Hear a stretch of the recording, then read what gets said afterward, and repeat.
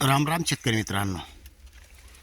आहे आपलं घरगुती बियाणं लागवड केलेली होती आणि विशेषतः म्हणजे सुरुवातीपासून कधी तुम्ही व्हिडिओ बघितला असेल तर ह्या भागामध्ये जास्त प्रमाणात तण होतं.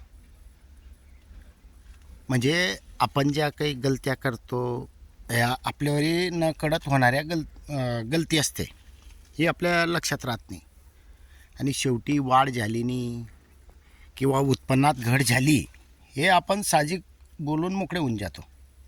पण शेतकरी मित्रांनो, हकीकत काय असते सुरुवातीपासून कधी आपण लक्षात ठेवलं असेल तर आपल्या लक्षात येणार आहे.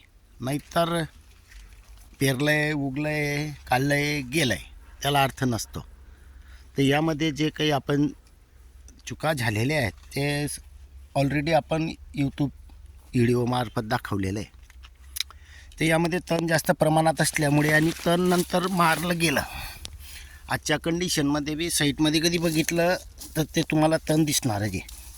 हे बघा, हे जो आहे हे पूर्ण तण आहे. आणि दुसरी गोष्ट महत्त्वाची की हा भाग थोडा चढाव आहे, त्यामुळे पाण्याची थोडी कमतरता झाली. आता खालती कधी पाहिलं तर उतार आहे आणि ते थोडं चढाव येऊन जातो. त्यामुळे आणि दुसरी गोष्ट अजून, आपण ज्या नळ्या असतात हे नंतर पाहिल्यावर कळतं. ते हे जे वाकण केलेलं आहे तर याच्यावरून विचार करा, इथे जे जाणारं पाणी होतं ते प्रेशर कमी झाल्यामुळे कमी गेलं आहे. बघा, तर शेतकरी मित्रांनो, या आपल्या ज्या मिस्टेक असतात हे आपल्या लक्षात यायला पाहिजे, तरच आपण पुढे उन्नती करू शकतो. त्या चुका सुधारणे आपलं काम आहे पुढच्या वेळेला. ते आपण व्यवस्थित टेकअप व्यवस्थित करणार आहोत अगोदर. आता बघा, हे घरगुती बियाणं आहे आणि पाणी कमी असतानासुद्धा पण आपलं कसं असतं, क्वालिटी का मार खात नाही याला बी एक महत्त्वाचं कारण आहे. आपण जमिनीमध्ये मीठ वापर करतो आहे त्याचा हा फायदा आहे. मीठ कधी वापर केला नसता पाण्याची धरण्याची जी कॅपॅसिटी कमी झाली असते आणि पिकांना पुरेपूर पाणी भेटलं नसतं. हे थोडंफार कमी जास्त भेटलं पण भेटलं आहे, त्यामुळे क्वालिटी सोडली नाही. आणि आजच्या कंडिशनमध्ये कधी बघितलं तर बुट्टे बघा, फक्त याच्यामध्ये वाढ कमी झाली आहे पण बुट्ट्याची जी साईज आहे ही चांगली आहे. बघा शेतकरी मित्रांनो, अजून दुसरी गोष्ट, आपण हे बियाणं F2 घेतलेलं आहे. म्हणजे मागच्या वर्षी म्हणजे पावसाळ्यामध्ये जे घेतलं गेलं तेच बियाणं नंतर आपण घेतलेलं आहे.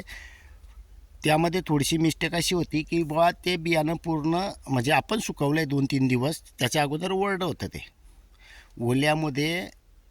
ओल्या असल्यामुळे सुकल्यानंतर आपण म्हणजे थोडी घाई पण झालेली आहे, तर त्यामुळे पूर्ण सुकलेलं बियाणंही हवं आहे. आणि शेतकरी मित्रांनो, विशेष म्हणजे घरचं बियाणं असूनसुद्धा बुट्टेही चांगले आहेत आणि पूर्ण भरलेले पण आहेत. आता आपण मागेही कोरून दाखवलेलं आहे. प्रत्येक बुट्टं कोरणंही योग्य राहत नाही, कारण हे कोरल्यानंतर किडी लागते, ते बुट्टं खराब होऊन जातं या ते खाऊन घेतात. त्याच्यामुळे आपण ते काही कोरत नाही येतात. पण शेतकरी मित्रांनो, जे आपण घरगुती बियाणं लागवड केलेली आहे अतिउत्तम आहे. आता आपण याच्यामधून काय करणार आहे, हे घरगुती तर काढून घेऊ. याच्यानंतर आपण जे थैलीचं बियाणं घेतलेलं आहे किंवा आहे इकडच्या बागाला, तर त्यामधून अजून पुढच्या वर्षासाठी बियाणं काढून ठेवणार आहेत. म्हणजे हे बियाणं योग्य वेळी लागवड होईल, याचे चांगले फायदे भेटतील. आता हा भाग कधी पाहिला तर हा डबखानचा आहे.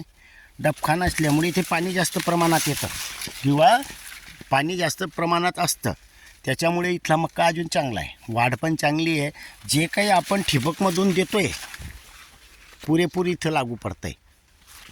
आणि आपण जे काही ठिबकमधून काही अन्नद्रव्य सर्व काही आपण ठिबकमधूनच देतो, त्याच्यामुळे ते तिकडे थोडं कमी झालेलं आहे.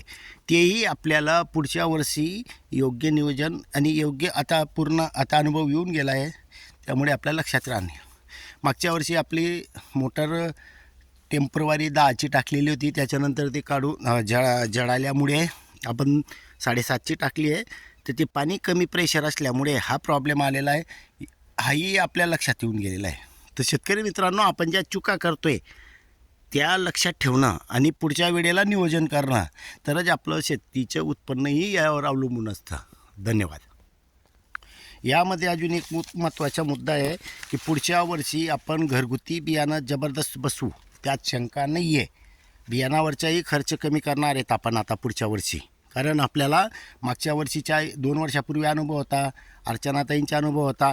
ह्या वर्षी तर आपला फुल फायनल झाला, अनुभव पक्का झाला. त्याच्यामुळे आपण आता फुल गॅरंटी कन हे बियाणं प्लस 1 थैली रासायनिक दुकानातून आणू आणि F1 F2 चालूच ठेवू. धन्यवाद.